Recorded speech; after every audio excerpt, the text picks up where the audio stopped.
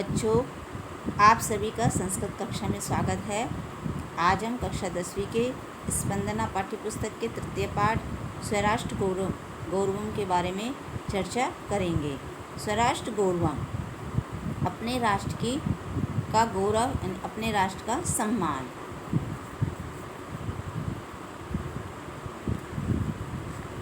अब सर्वप्रथम हम इसके पाठ परिचय से परिचित हो रहे हैं। अस्माकं चिंतने राष्ट्रस्य अवधारणा अति प्राचीना विद्यते। हमारे चिंतन में, हमारी सोच में राष्ट्र की अवधारणा बहुत प्राचीन है। वेदेषु अपि, इसमें यण संधि है। वेदेषु अपि, वेदों में भी आराष्ट्रीय राजन्य इसका अंश है। वयम राष्ट्रीय जागृयामा, हम सब राष्ट्र में जागृत हो, ऐसा यजुर्वेद की संहिता में है। अहम राष्ट्रने संगमन्य वसुनाम, मैं जगदीश्वरी और धन प्रदात्री हूँ, ये ऋग्वेद में लिखा गया है। इत्यादिषु बहुषु मंत्रेषु, इत्यादि और बहुत सारे मंत्रों में भी राष्ट्र शब्द से प्रयोगेन, राष्ट्र शब्द का प्रयोग एतत् स्पष्टम अस्ति, स्पष्ट रूप से किया गया है। अस्मदीय राष्ट्र संबंधी अवधारणा, हमारी जो राष्ट्र संबंधी अवधारणा है अर्वाचीना, बहुत प्राचीन है। पश्चिमस्य आगता इति ये मन्यन्ते, और जो मानते हैं कि ये पश्चिम से आई है, तो वस्तुतः भ्रांता संति, तो बिल्कुल भ्रांत है, बिल्कुल गलत है। अस्माकम इदं भारतवर्षम एकम चिर पुरातनम सनातनम च राष्ट्रम वर्तते। हमारा जो भारतवर्ष है वो एक बहुत पुराना, चिर पुरातन यानी बहुत पुराना और सनातन राष्ट्र है। किंतु अत्र, यानी यहाँ यण संधि है तो बनेगा किंतु अत्र, किंतु यहाँ ऋषि भी मुनि भी तत्व चिंतकस्य एव केवलम भौतिकम भौगोलिकम राजनीतिकम च घटकम एव राष्ट्रम इति न एव मतम।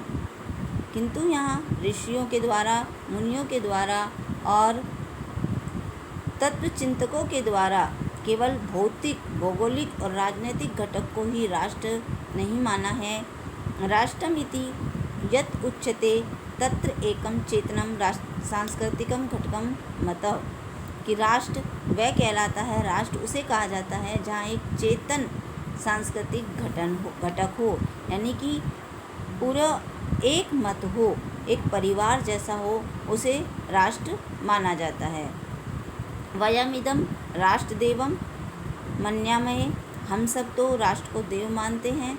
एतत् वे भारतम अस्माकं दृष्टो न कश्चित्, कि ये जो हमारा भारत देश है वो हमारी दृष्टि में कश्चित कोई मृत पिंड नहीं है, मिट्टी का पिंड नहीं है, मरा हुआ पिंड नहीं है। वह भूखंडो व विद्यते, और कोई भूखंड भी नहीं है। अपितु मातृभूमि अस्ति, अपितु ये हमारी मातृभूमि है। यथा किल उक्तम अथर्ववेद, जैसा कि अथर्ववेद में कहा गया है, माता भूमि पृथ्व्यां, की माता मेरी भूमि मेरी माता है और मैं पृथ्वी का पुत्र हूँ।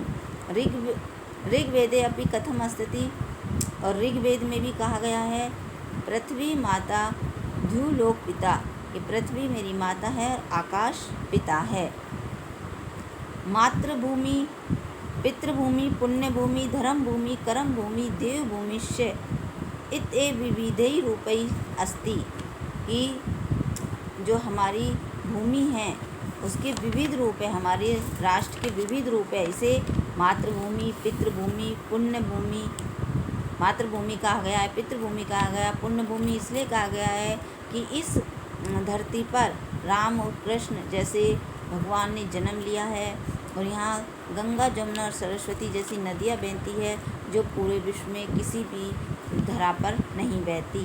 धर्म भूमि बताया है, कर्म भूमि कहा गया है, क्योंकि कर्म भूमि इसलिए कहा गया है कि जो 18 दिन तक भगवान कृष्ण ने अर्जुन को जो कर्म का, गीता का जो उपदेश दिया था, उसी से कर्म भूमि है। देव भूमि है ये, इसमें तो कोई संशय नहीं है कि हमारी भूमि देवताओं की भूमि है। तो इस तरह से इसके विविध रूप है। और ये भुवन मनमोहिनी इयम अस्माकं भारत माता, और ये हमारी जो भारत माता है वो पूरे भुवन को, पूरे संसार को मोहित करने वाली है। राष्ट्र संबंधिना, राष्ट्रीयता संबंधिना, राष्ट्र गौरव संबंधिना, राष्ट्रभक्ति संबंधिना केचन श्लोका अस्मिन् पाठे संकलिता सन्ति। कि इसमें राष्ट्र संबंधी, राष्ट्रीयता संबंधी, राष्ट्र गौरव संबंधी और राष्ट्रभक्ति संबंधी कुछ श्लोक इस पाठ में दर्शाए हैं, जिन्हें हम अब पढ़ेंगे।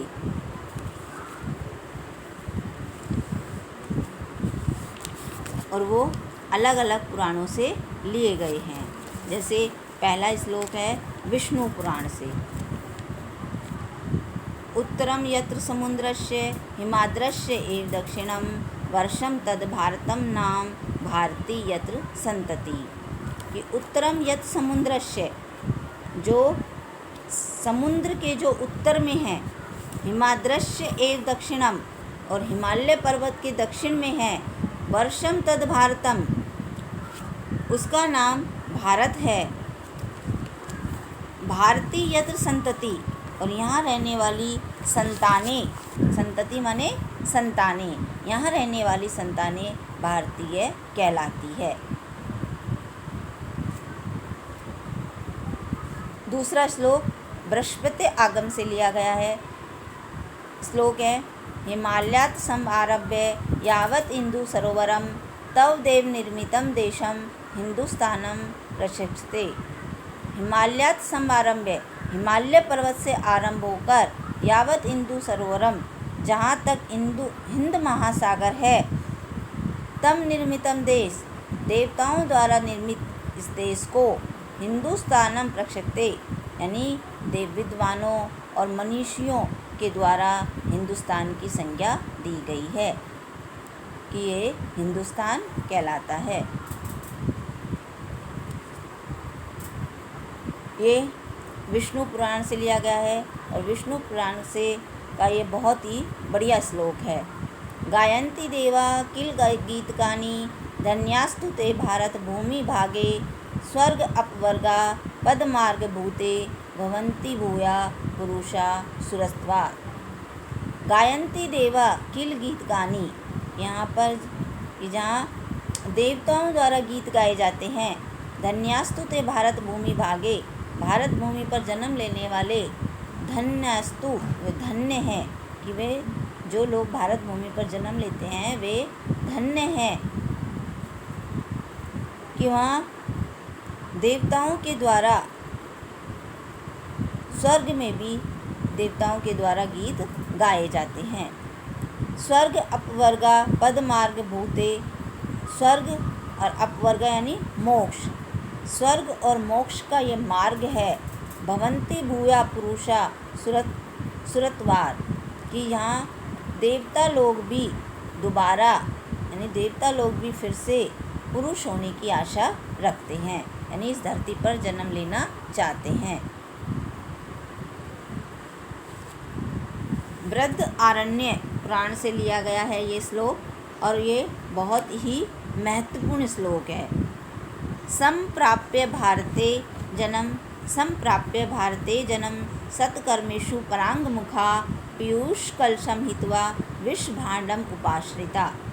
संप्राप्य यानी इसमें सम उपसर्ग है, प्र उपसर्ग है, आप धातु है और लय प्रत्यय है।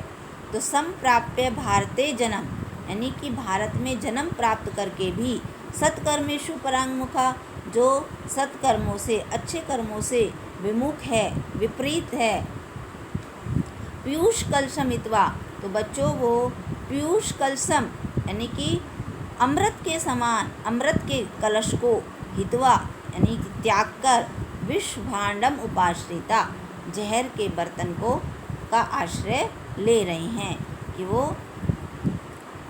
अमृत के घड़े को छोड़कर एक विष भरे घड़े का आश्रय, विष भरे घड़े को पकड़ रहे हैं। तो इस कहने का आशय है कि जो विष के घड़े को पकड़ रखा है तो उसकी क्या दुर्गति होगी। तो इसलिए हमें सत्कर्म करने चाहिए, सत्मार्ग पर ही चलना चाहिए।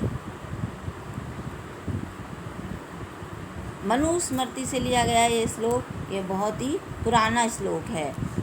तो ये श्लोक है, एतत् देश प्रसूतस्य शकाकाश अग्रजन्मना स्वं स्वं चरित्रं शिक्षरेण पृथ्वीव्यां सर्वमानवाः। एतत् देश प्रसूतस्य यानी कि इस देश में जन्म लेने वाले लोगों से, सकाशात अग्रजन्मना ब्राह्मणों से, यानी इस देश में जन्म लेने वाले लोगों से और ब्राह्मणों से, स्वयं चरित्रम शिक्षरेण यानी शिक्षा लेनी चाहिए, अपने अपने चरित्र की शिक्षा लेनी चाहिए। पृथ्वी व्याम सर्वे मानवा यानी पृथ्वी पर जो रहने वाले सभी मानवों को, सभी मनुष्यों को भारत देश में जन्म लेने वाले लोगों से और यहाँ के अग्रजन्मा ब्राह्मणों से अपने अपने चरित्र की शिक्षा लेनी चाहिए। तो ये स्वराष्ट्र गौरवम पाठ के 5 श्लोक समाप्त हुए और आगे के श्लोक अगली क्लास में पढ़ेंगे। धन्यवाद।